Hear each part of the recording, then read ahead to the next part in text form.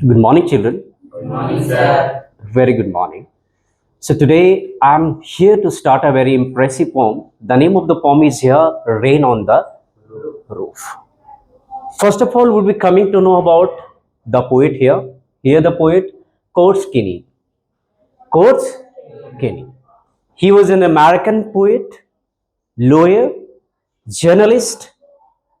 His poem often talks about the nature and human emotions. Right? बच्चों यहाँ पे हम लोग जानेंगे रेन जो है हमें उस रेन हमारा क्या है पता है वो हमें पीस को डिनोट करता है क्या डिनोट करता है पीस को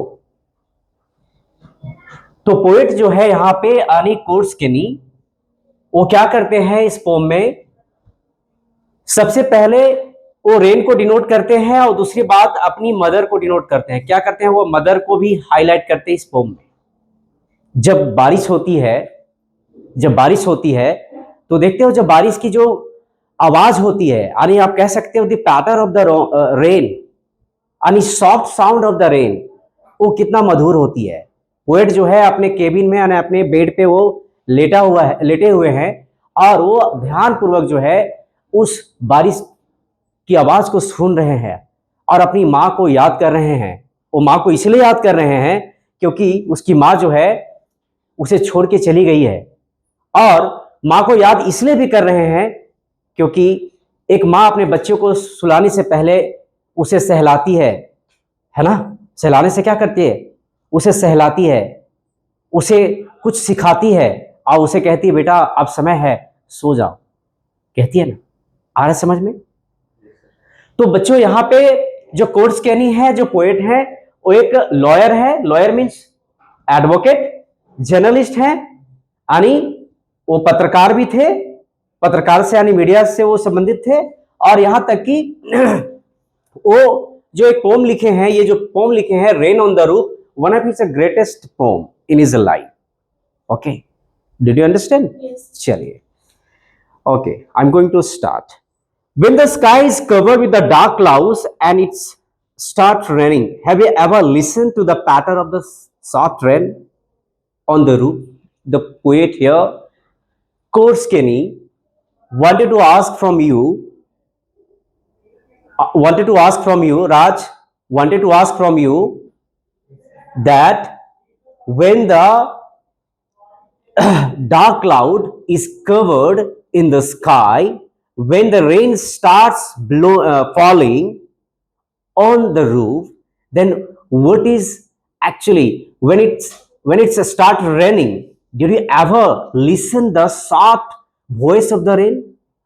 क्या कभी आपने सुना जो उसकी जो मधुर आवाज है किसकी बारिश की क्या कभी आपने सुनने की कोशिश किया कितना मधुर आती है आता है कि नहीं पोएट यही कहना चाहते हैं what thoughts place through your mind as you heard this melody of the nature अब पोएट एक चीज और कहते हैं कि what kind of thoughts generally occurs in your mind that comes in your mind when you hear such kind of voice such kind of a voice of the nature आपकी इस तरीके जो बारिश होती है इस तरीके से आपके मन में क्या क्या उत्पन्न होती है कि प्राकृतिक हमें वो कितना शांत तरीके से हमें वो एंजॉय करवाती है क्या करती है एक मदर की तरह विलियम वर्ड्सवर्थ की जब हम लोग पोएम को पढ़ते हैं वो कहते हैं कि प्रकृति एक मदर की तरह जितने भी लिविंग ऑर्गेनिज्म है जितने भी क्रिएचर्स हैं इस धरती पे वो अपने माँ की तरह जो है सबको बेटा मानती है वो एक बेटे की तरह जितने भी लिविंग ऑर्गेनिज्म है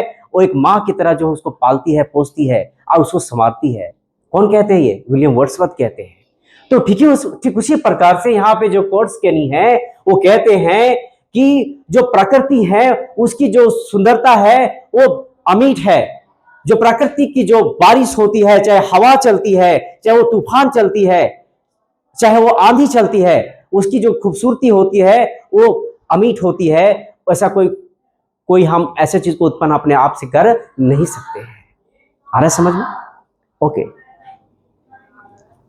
read the poem to find out what the poet dream of while listening to the rain in this poem would be coming to know about the poet that what exactly he wanted to say through this poem वो क्या कहना चाहते हैं इस pome में, stanza wise हम लोग इसको जानेंगे। Are you getting my point? चलिए ओके, द फर्स्ट स्टांजा देखो, यहां पे कहते हैं फर्स्ट स्टांजा में the poet, when the humid shadows hover means, the meaning of hover means what I have written, yes, floating means इधर उधर मंडराना, over all the starry sapphires means all the sides, you can say world, okay, and the melancholy, what is the meaning I have written there? Sadness, darkness gently weeps in a rainy tears. What a bliss to praise the pillow of a cottage chamber bed and lie listening to the patter of the soft rain overhead. Poet Coates Kenny says in the first stanza that when the sky is covered with the dark clouds, when the sky is covered with the dark clouds, when it starts raining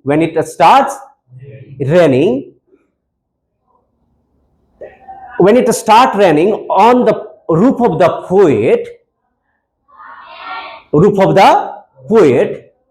it's looking like a beautiful, he's actually, the poet is laying on his bed and there is a pillow, he's laying on his bed, उनके गर्दन के पास एक pillow रखा हुआ है और वो बारिश की जो है आवाज जो है अपने छत से, जो है छत पे जो बारिश जो पड़ रही है, बारिश जो गिर रही है, उसकी जो साउंड जो है पोएट जो है सुन रहे हैं। क्या कर रहे हैं? वो सुन रहे हैं और पोएट को काफी अच्छा महसूस हो रहा है। The poet is feeling very miserable while laying on his bed, and he is also thanking to the nature that what kind of a soft rain, what kind of a soft voice of the rain that is coming through his ear while laying on his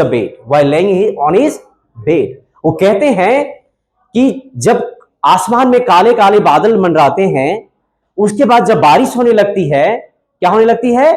बारिश होने लगती है, तब क्या होता है? Poet जो है अपने रूम में, यानी एक छोटा सा कैबिन है, पोएट जो है अपने बेड के नीचे पड़े हुए हैं। मैं हिंदी में बता दे रहा हूं, ठीक है? और जब बारिश जब स्टार्ट हो जाती है, क्योंकि आपको पता है कि बादल जब काले होते हैं तो बारिश तो होता ही है, आ रहा है समझ में? तो जब बारिश जब स्टार्ट हो जाता है, तो जब बारिश जब गिरने लगती है उसकी छत पे, किसकी छत पे? पोएट के छत पे, तो उसको सुन के काफी ज्यादा वो काफी ज्यादा एनर्जेटिक हो जाते हैं। उसे लगता है कि प्रकृति की जो आवाज है, प्रकृति की जो बारिश की जो आवाज है, वो कितना मतलब जो है अमीट है, ठीक है? वो उसकी खूबसूरती को, उसकी जो मधुरता है, उसकी रिदमेटिक को वो काफी ज्यादा पसंद करते हैं। Did you understand the first stanza? आ रहा समझ में? Okay, come to the second stanza. Every tinkle on the shingles has an echo in a heart, and thousands dreamy fancies into busy being start, and thousand recollections wave their ear trace into the roof as I listen to the patter of the rain upon the roof. Here is meaning is dreamy means imagination. Dreamy means क्या होता है? Imagination. In the third stanza, the poet here quotes Kenny. He is dreaming. Sometimes he felt very sad. Sometimes he felt very sad in his life. But when he hears the sound of the soft rain, he started feeling very well, and he became very happy after listening the sound of the rain, after listening the sound of the soft rain on his own roof,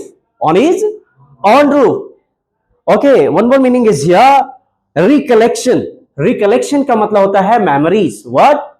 Memories. Poet के दिमाग में बहुत सारे questions चलते रहते हैं। क्या करते रहते हैं? चलते रहते हैं। wave their threads into roof, and as I listen to the patter of the rain upon the roof, तो बहुत सारे सपने जो चल रहे हैं पोएट के दिमाग में, तरह तरह के सपने चल रहे हैं, लेकिन उस सपनों से दूर होके वो किसकी आवाज को सुनते हैं? पता है किसकी आवाज को सुनते हैं बच्चों? Soft, the voice of the soft rain. और उनकी जो मन है वो काफी ज्यादा जो वो दुख में थे किसी कारणवश से, वो काफी ज्यादा जो उसके दिमाग में और भी जो क्वेश्चन चल रहे थे वो क्या हो जाते हैं, वो खुशी हो जाते हैं. He became very happy. Even he was having so many sorrow in his life. But when he started listening the sharp voice of the rain, then what happened to the poet? He became very energetic and he became very happy. Got it? Got it? Did you understand the second stanza? जिंदगी में भी यही है बच्चों. Rain हमें piece यानी एक piece, piece मतलब समझ रहे हो, शांति को दर्शाता है. और वो पोएट यहाँ पे अपनी मदर्स को याद करती है, जैसे मैं अभी थर्ड स्टैंजा में बताने वाला हूं. ठीक है. और जो बारिश होते हैं not only for the actually not only बारिश जो होते हैं सिर्फ पोएट के लिए होते हैं क्या? क्या होते हैं? For all the living creatures ना, for all the living organisms ना. मोर भी जो है महादेव वर्मा अपनी पोम में लिखी हुई है, अपने कहानियों में लिखी हुई है कि जब बारिश होते हैं तो मोर जो है क्या करते हैं, वो डांस करते हैं. बारिश जो होती है तो पेड़ पौधे आपस में झूमते हैं और वो हवा को और अपने और आकर्षित करते हैं और वो बारिश को लाते हैं. समझ में आ रहा है कितनी बड़ी बात यहाँ पे कोर्ट्स कैनी कहते हैं. ये है तो मात्र 3 स्टैंजा की पोम, लेकिन जब बच्चों जब आपके दिमाग में जब लिटरेचर और पोम को जब समझने लगोगे ना तो डेफिनेटली आप जो है आप इसके अंदर में भी एनर्जी को पा सकते हो. Did you understand the second stanza of this poem? Now come to the last stanza of this poem. Now in memory comes my mother. Now in memory comes my mother, as she used in years ago to regard the darling dreamers. अपनी mummy को darling dreamers क्यों कहते हैं? Darling का मतलब होता है dear या बिलवेड कहते हैं जिसको जो व्यक्ति जिससे बहुत ज्यादा प्यार करता है. और यहाँ पे जो पोएट हैं, here the poet Coates Kinney, he actually loved his mother a lot, है ना. वो अपनी मम्मी से काफी ज्यादा अटैच था, लेकिन his mother is no more in this world. His mother is no more in this world. उसकी माँ इस धरती पे नहीं है, लेकिन वो याद करते हैं और वो कहते हैं कि मेरी माँ जब जीवित थी ना तो एक नन्हे बच्चे के जैसा ख्याल रखती थी मुझे. मैं बड़ा भी हो गया था फिर भी वो नन्हे बच्चे के जैसा वो ख्याल रखती थी. सोने से पहले वो हमसे मिलती थी, हंसती थी, मुस्कुराती थी. मैं अपनी माँ को भी बहुत याद करता हूँ. वो बेड पे मतलब लेटे हुए हैं और अपनी माँ को काफी ज्यादा वो याद कर रहे हैं. वो कहते हैं कि माँ का प्यार फिर से मुझे मिल सके. बच्चों जिंदगी में माँ का प्यार सिर्फ माँ जब तक है तब तक मिलती है, और माँ से प्यार दुनिया में कोई नहीं कर सकता है. माँ से प्यार दुनिया में कोई नहीं कर सकता है. आप ये चीज नोट कर लो. चाहे दुनिया में उसका बच्चा, मैं किसी भी क्रिएचर्स की बात करूं, दुनिया में बहुत सारी क्रिएचर्स हैं. मैं ह्यूमन बींग की बात करता हूं. कोई किसी को देखोगे वो काला है, वो अंधा है, वो काना है, या वो बदसूरत है. अपने माँ दुनिया के सामने वो बदसूरत है, लेकिन वो अपने माँ के सामने वो बहुत ज्यादा खूबसूरत है वो बच्चा. और अगर कोई उसे बोलती है कि आपका बच्चा ये ऐसे है, वो चिढ़ाती है, तो उसपे वो लड़ जाती है. वो माँ है. अब्दुल कलाम भी माई मदर क्लास 10 में चले जाओगे तो पढ़ोगे आप. मदर उसकी माँ होती है. दुनिया में देखते हो कभी कभी जानवर को देखना, जो जानवर जो है अपाहिज पड़े हुए हैं, उसकी माँ अगर रहती है तो उसे भी खींच के आगे ले जाती है. एक माँ, उसका बच्चा अगर वो लंगड़ा है, उसका बच्चा अगर काना है, उसका बच्चा अंधा है, फिर भी माँ का सहारा उसे जिंदगी भर मिलता है. जब माँ इस दुनिया को छोड़ के चली जाती है तो उसका सहारा क्या हो जाता है? बिल्कुल खत्म हो जाता है. ठीक है. तो पोएट भी यहाँ पे he is actually recalling his past memory of his own mother. And what did he say? Darling dreamers. Because the poet used to love his mother a lot. Okay. And he actually once again he's saying to his mother, oh my mother, where are you? Where are you? आप कहाँ हो? You come to me again and tell me and sing a song for me. Sing a song for me. Then I will sleep. देखो कहते हैं आगे देखो. ARE देखो यहाँ पे आर एक मीनिंग है. यहाँ पे ये पोएटिक वर्ड है जो ओल्ड काइंड ऑफ इंग्लिश में यूज होता था, एक पोएटिक वर्ड है, ठीक है। To regard the darling dreamers as she left them till the dawn, oh I feel here fond look on me as I listen to this refrain. Refrain means बच्चा क्या होता है, repeated line, एक line को क्या करना, बार बार दोहराना, which is played upon the shingles by the patter of the rain. Shingles means you can say roof. While listening the soft rain by the poet from the roof, he is actually not only, he is only listening to the patter of the rain, soft voice of the rain, but also he is recalling his mother.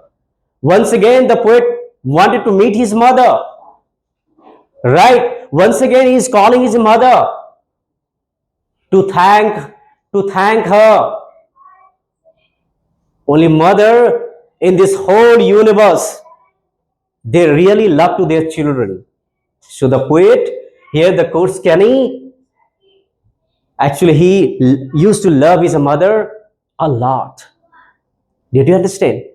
In the last stanza, the poet is recalling his mother, is recalling his past memories, especially his mother, while listening the soft voice of the rain on his roof,